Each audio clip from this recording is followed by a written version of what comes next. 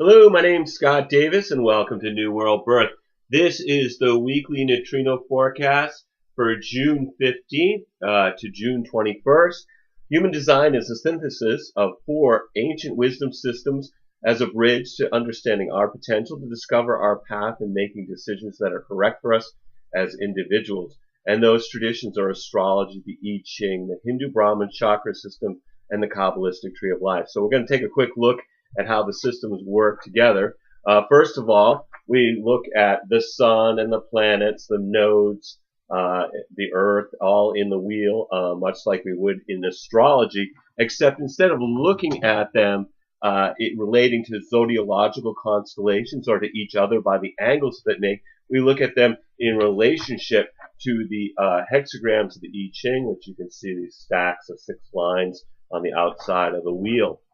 And each one of those hexagrams is mapped to a specific location in the body graph. And on June 15th, we have the sun. It's in Gemini. You see it right here. And it's the stack of lines, and they're always numbered from bottom to top. So this one goes yin, yin, yin, yang, yang, yang. For the 12th hexagram, and that's mapped to this location right here, which is called the 12th gate. When we look at these shapes inside of the body graph, they're called centers, and they represent the next stage in our evolution as humans, from having 7 chakras to now being 9-centered beings. The shift happening in 1781, coincidental to Herschel's discovery of the planet Uranus.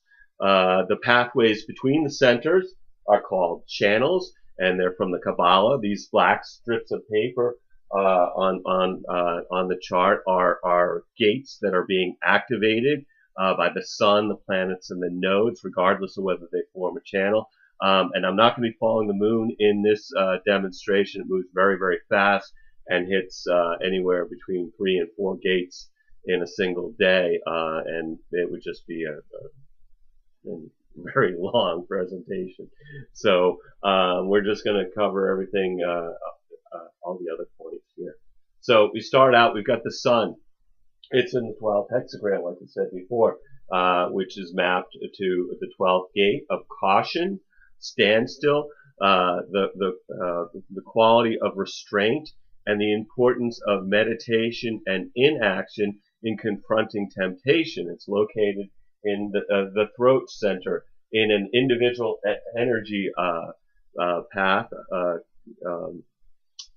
called in the knowing circuit, and this is in the channel of openness, a design of a social being that connects down to the 22nd gate of grace, gate of openness. It's a quality of behavior best suited in handling mundane and trivial situations.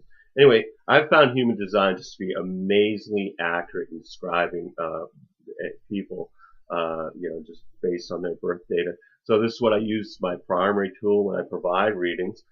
We do have the following gate activations on June 15th. Like we said, we have the sun is in the 12th gate. The earth is in the 11th gate. The north node in the 50, the south node is in the 3. Mercury is retrograde and in the 15th gate. Venus is in the 23rd. We've got Mars in the 48. Jupiter in the 62. Saturn is also retrograde, and it's here in the first gate. Uranus is in the 51. Neptune is just newly retrograde in the 37, and then we have Pluto retrograde in the 38. So obviously not every gate activation forms a channel, but this information can be very helpful if you know your human design chart, because some of these transits will form channels with potentials in your personal body graph. And you can get your human design chart by going to jovianarchive.com and clicking on the button that says get your free rave chart, and then just enter in your birth information. So The neutrino forecast really, this is just a weather report. So no matter what the weather is, your individual strategy and authority is the correct choice to have an authentic experience regardless of what's going on in the program. As Ra Uru Hu said, whatever the weather is going to be, you have your neutrino umbrella. As long as you're experimenting with your strategy and authority, the weather is for your pleasure. And as we begin this week, there is no channel definitions that we currently have. We're going to be looking at the sun's Ravi-Ching line values because 70% of the neutrinos we receive come through the sun. And as Ra had said in Design Perspectives number 56 in his presentation titled "Living with the Program" with Ra Uru Hu, the lines of the day. When he was talking about the shift of lines, he said you can take advantage, always take advantage of the themes of the day. Now, if your strategy and authority does not lead you in that direction, you can always just kind of notice how the program's affecting others in your environment. So we're going to get started now. June 5th begins with the sun. Again, it's in the 12th hexagram. In the gate of caution, standstill, the quality of restraint, and the importance of meditation and inaction in confronting temptation. The sun begins the day in the second line of the 12th hexagram. The sun in the 12-2 is described as purification, rigorous withdrawal from negative influences, exalted the discipline to maintain a pure state, the expression of a disciplined social caution, detriment, the boredom that arises out of lack of stimulation, caution that manifests boredom and the expression and the expressed desire for stimulus. And second line days are people are waiting for things. They're waiting to be called. They're kind of in their own world because we're in the lower trigram. So might not be a great day to have some big social event because people are really wanting just to hang out at home more under that second line energetic. Later on the 15th. The sun moves into the third line. So it was in the line of the hermit. Now it's moved up to the line of the martyr. It's when we're still in the 12th hexagram. The shift happens at 12:34 p.m. Eastern Daylight Time. All the times I'm going to give you are going to be Eastern Daylight Time, so you're going to want to convert them to your local time zone. The third line of the 12th hexagram is confession, the process of self-analysis, exalted the recognition of inadequacies and the purging of unjustified vanities, the expression of inadequacies in social interaction that leads to self-analysis and caution, detrimented a perverse and often exaggerated self-hatred, inadequacies in social interactions that lead to the expression of self-hatred. Now, in the martyr, these third line energies, this is energy of it's trial and error, bonds made and broken, discoveries of figuring out what doesn't work. So, be careful on the road, be careful what's in your environment. It's a day where we might have a relationship start or a relationship end. Basically, think about a trial and error process. Things bump into you. It's a material day. It's a good day to do business, work with things on the material plane. But you have to be very careful because things can go wrong. But those things that go wrong are things that are going to lead to discovery. And then on the 16th, the sun moves into the fourth line. So we moved up from the line of the martyr into the line of the opportunist. Again, we're still in the 12th hexagram. This shift is at 12:08 p.m. Eastern Daylight Time, and is described as the prophet, the ability to foresee and plan the end of standstill, exalted the rousing of the stagnant for communal preparation, the ability to foresee and express the need for social interaction and the end to caution, detrimented the voice in the wilderness, the expressed need for social interaction that falls on deaf ears. Okay, so fourth line days, we're moved out of the lower trigram, the lower three lines, into the upper trigram. This really brings about a shift where we're moving from sort of more of an internal perspective to more looking outward. Fourth line days have themes of friendship, of companionship, of networking. Fourth line days are great for social interaction. People are more open to networking and being social and friendly. And then on the 17th, the sun moves into the fifth line. So now it's moved up into the line of the hermit, the heretic. My goodness. Yes, the line of the heretic, again, 12th hexagram. The shift is at 11:42 a.m. Eastern Daylight Time. The sun is exalted in the heretical fifth line of the 12th hexagram.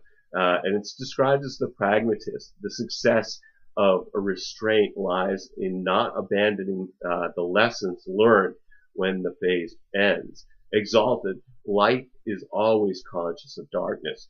Caution as an expression of social experience. Fifth line days, it's heretical. It's a day of suspicion. It's also a day of universalization where something, spreads like a virus, whether it's a YouTube video or something on Facebook. There's a great deal of suspicion and paranoia associated with fifth line day, which can impact our relationships. Other projections, there's also projection and seduction are other themes of the fifth line. On the 18th, the sun moves into the sixth line, the role model line of the 12. And this is at 11:16 a.m. Eastern Daylight Time. The sun's exalted in the sixth line of the 12th hexagram. This is metamorphosis, faith in, and the energy applied towards change and the emergence from standstill. Exalted creative transcendence leads to successful mutation and the emergence of a new social form. The capacity to mutate and express new social forms. And six line days, we're on the roof of the hexagram. It's, six lines are looking beyond. Roth says, don't get stuck with your head in the clouds because you'll end up with something banging into your kneecaps. So it's a day where there can be a real lack of focus on what's going on around you. People are looking beyond their immediate environment, like the third line day, certain dangers, not seeing things coming like a car or a bill or things of that nature, because we're just looking beyond our immediate environment. And then on the 18th, also on the 18th, Venus moves, and it moves from the 23rd hexagram to the 8th, which gives us this definition.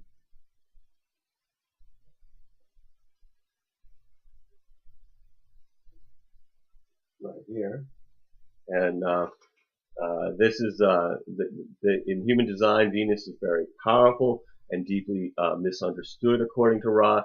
It brings morality, natural law in which we deal with the other and the consequences of the world around us, what disturbs you on a moral level. You can look at your design and personality Venuses to tell you, they'll tell you something about the moral dilemma that you're working with in your life. So if you don't act with moral clarity, Venus can be unkind in its retribution.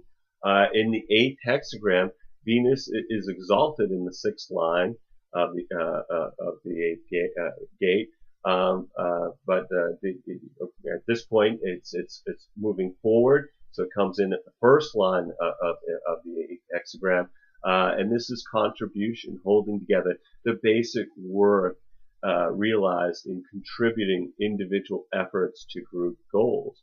Venus in the 8-1 is honesty, the truthful acceptance of limitation and recognition that it can only be transcended through sharing. Exalted, the awareness that the whole is always greater than the sum of its parts, the knowing that the creative expression must be honestly communicated and shared. Detriment and withdrawal, the fear of losing individuality in a group environment. The design to share creativity at the expense of individuality. Venus moves into the 8th hexagram, where it creates this channel of inspiration with Saturn in the first gate. This energy is going to be with us until the 23rd, which will be a time period when people will have the courage to stand out from the crowd by being their authentic self. This is very creative and it's exhibited in in people who express themselves in a unique way as an individual channel. It brings empowerment to those who model being different and inspirational. So we might see people under this influence dressing a little differently from the crowd during this type of expression.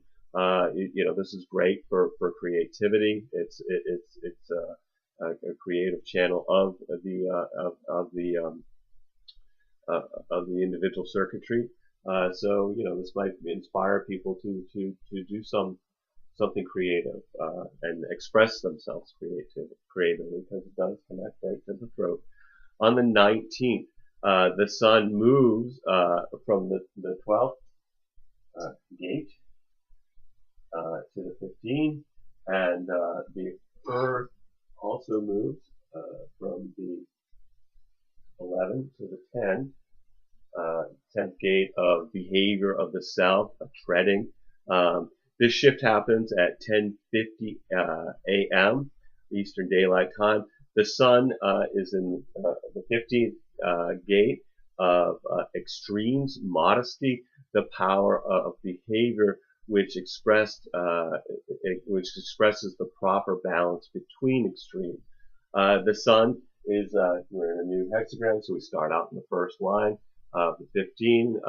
This is the line of duty, the ability to confront any challenge without expectations, exalted harmonic relationships which give support for the fulfillment of any task, the capacity of the self to confront any challenges through extreme and harmonic relationships, detrimented alienation engendered through exaggerated claims, the capacity of the self to alienate others through extremes. And so now we're in a new hexagram. We're in the lower trigram, the first, second, and third lines. Again, the people are absorbed in their own process. Themes of the first line day of investigation is fear, anxiety that needs to be looked into, needs to be investigated, needs research. It's a day to study, not to act, a day to look into things, not to jump. It's a good day to deal with things that you don't understand, can't make sense of, or don't know. And, that's what that energy is really helpful for. Then on the 20th, the sun moves from the investigative line into the hermit line of the 15th hexagram. The shift happens at 10:25 a.m. Eastern Daylight Time. The sun is exalted in the second line of the 15. It's described as influence, exalted modesty, and right action result in enduring standards, the capacity of the self to accept its extreme nature as correct.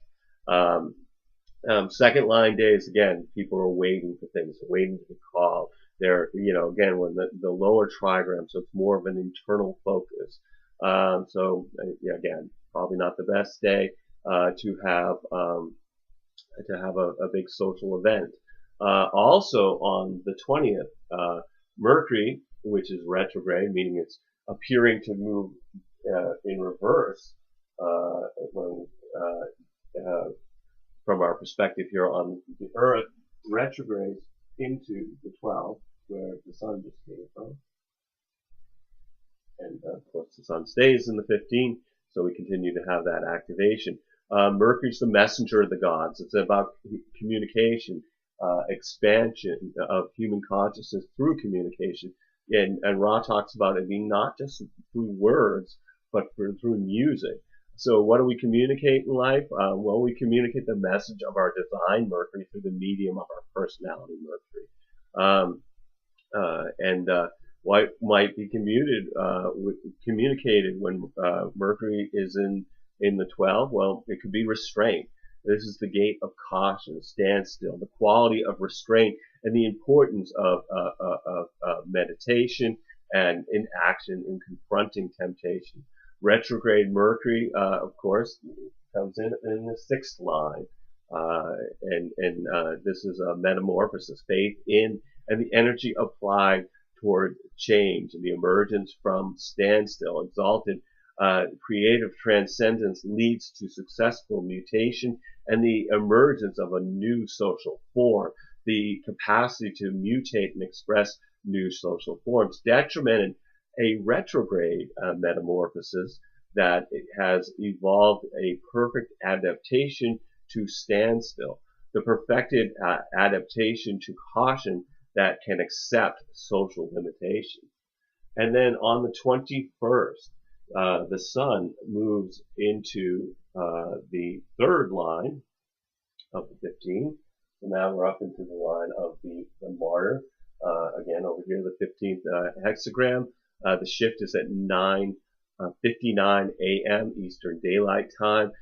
This is the 3rd line of the 15 is ego inflation. The risk that modesty, once recognized, will self-destruct.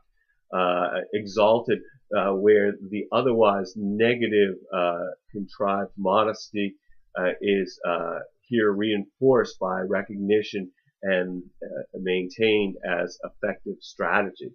The extremism of the self as strategy to control the flow. Detrimented, it's the I told you so mentality, the capacity of the self to point out extremes of others. 3rd line days, again, being careful on the roads, being careful what's in your environment. A day where we might, bump into things. Things might bump into us. We might have bonds made and broken. A trial and error process. Again, it's a material day.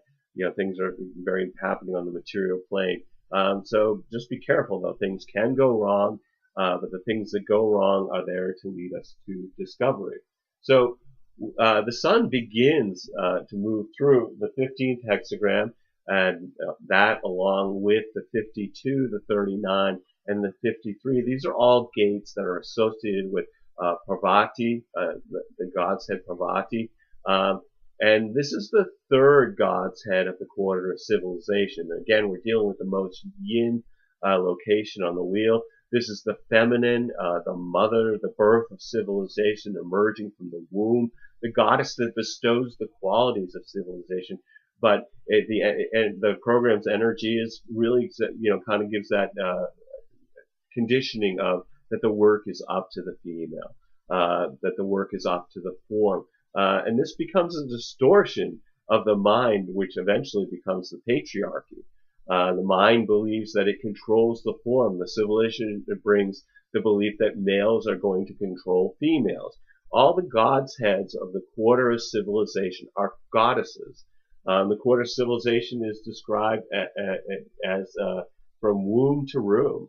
Parvati is the Hindu goddess of health, of hearth, home, marriage, felicity, devotion of the female to the spouse, and fertility. She's Shiva's wife and Vishnu's sister. She is considered to be benevolent, but also also has wrathful incarnations such as Kali, which we discussed previously in the wheel. This illustrates the duality of the fair one, that she can be calm and placid wife, but she can transform her into her primal fierce and angry nature of Kali, standing uncloaked with her foot on her husband's chest. So this is in the quarter of civilization. She represents how the mind distorts this energy that subjugates the female form. The mind asserts its superiority over the form, even though the form represents the life force. So in males, this is seen as Parvati given license to not be as responsible for the relationship or put as much energy into taking care of hearth and home, in taking care of the family, as more of that energy in this God's head falls on the female, and the female's responsibility according to the mental programming. This is about the order for the family that in order for the family to survive, to thrive, it's the woman that maintains that. The mind has this, and allows the mind to have more opportunities to wander and explore. This distortion becomes that it's appropriate for men to wander and explore, and it's up to women to keep men happy. That's kind of the distortion that this God's head brings in at this point where the program's bringing in this energetic. So it's up to the form to keep the mind happy. That's what it says. But the gift of following your strategy and authority is returning the control to the form and not getting all caught up in the mind as it's compelling us to think about things that are not unnecessary. Let them follow your strategy and authority, and it will take you into the right experiences, the right people, the right locations.